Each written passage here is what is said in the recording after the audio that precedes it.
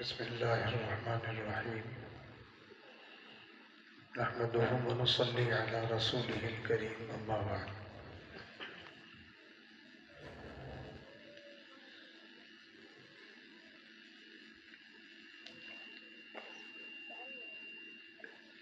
شاہ صاحب نے بڑی اچھی فکر دلائی ہے، صحیح سمت کی طرف ہمارا رخ کیا ہے، لیکن آپ کو پتہ ہے کہ شاہ صاحب نے یہ بات کہاں سے آئی ہے؟ نقشبندی مشائخ کی صحبت میں بیٹھنے سے آئی ہے۔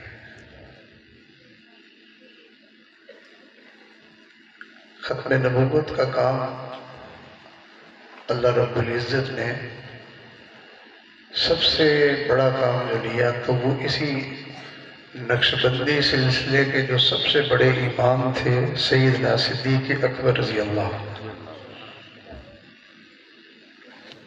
اور وہی سلسلہ اور وہ فیض چل رہا ہے۔ آپ دیکھیں اس وقت بھی ختم نبوت کے جو بڑے حضرات ہیں تو وہ نقشبندی سلسلے سے جڑے ہوئے ہیں، اور کچھ عرصہ پہلے تک خواجہ خواجگان حضرت خواجہ خان محمد صاحب رحمۃ اللہ علیہ ختم نبوت کے اس کام کے درد کو لے کے لوگوں کے سینوں میں وہ درد منتقل کر رہے تھے۔ ضروری نہیں ہوتا کہ انسان کچھ بولے ہی صحیح۔ ایک آدمی خاموش ہے لیکن درد میں تڑپ رہا ہے، اور آپ اس انتظار میں ہیں کہ بھی یہ مجھے بتائے گا، تب مجھے پتہ چلے گا کہ اس کو درد ہو رہا ہے۔ نہیں، بول کے بتانے میں اور عملاً تڑپنے میں زمین و آسمان کا فرق ہوتا ہے۔ زبان سے بول کے کہے تو دل میں آئے گا شاید جتنا کہہ رہے اتنا نہیں ہے، اور جو اپنی حالت میں تڑپ رہا ہے تو دل میں یہی بات آتی ہے اتنا تڑپ رہے گا، کتنی تکلیف ہوگی اس کو، تو یہ چیز زیادہ مؤثر ہوتی ہے۔ تو ہمارے اکابرین نے اپنے عمل سے اس کڑن کو، اس تڑپ کو لوگوں کے اندر ایسا رکھا کہ لوگ ان کے اس درد کو محسوس کر کے وہ بھی تڑپنے لگے۔ تو جیسے شاہ صاحب نے یہ بات فرمائی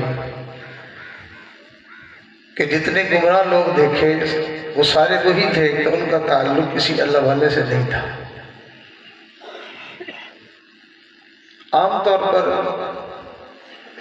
جن لوگوں کو ہمارے مشائخ سے مناسبت نہیں ہے وہ ان کی اس محنت کو اور اس تڑپ کو سمجھتے نہیں ہیں، ان کے دلوں میں یہی بات آتی ہے کہ پیری مریدی کر رہے ہیں۔ چلے ایسا ہی صحیح کہ پیری مریدی کر رہے ہیں، لیکن اگلی بات کہ اس پیری مریدی کا مقصد کیا ہے، ایجنڈا کیا ہے،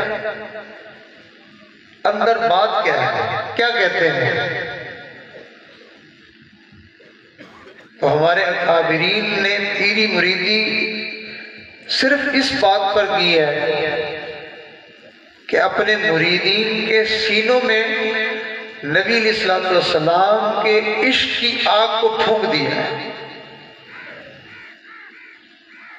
دیوانہ بنا دیتے ہیں، تڑپتا ہے انسان۔